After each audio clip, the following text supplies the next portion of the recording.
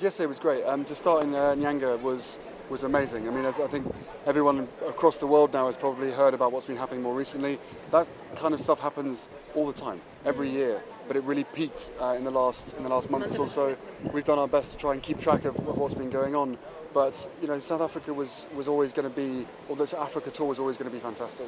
We've been looking forward to coming to visit Cape Town, her first visit. I love this place, and again meeting the people, the energy, the fun, again the positivity, the optimism, and the hope in the face of such incredible adversity.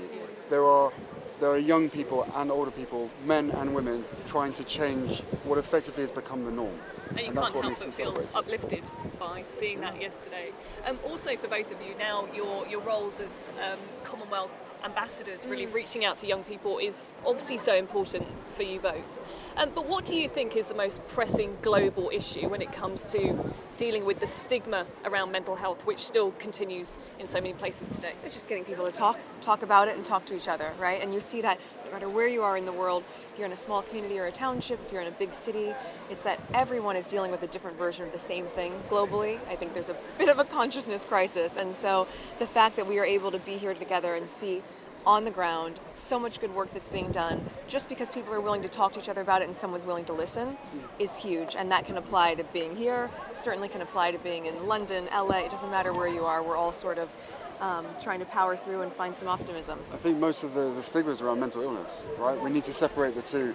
As my wife's saying about consciousness, there's mental health, which is every single one of us, and then mental illness, which could be every single one of us. But I think they need to be separated because the mental health element touches on so much of what we're exposed to, these experiences that these kids and every single one of us has been through. Everyone has experienced trauma or will likely experience trauma at some point during their lives.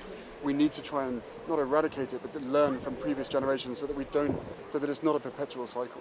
And I think what's amazing here is just in a day and a half, if that. Barely. It's all whirlwind. The same conversations keep happening with all sorts of different people. So they've been through it and we can learn so much.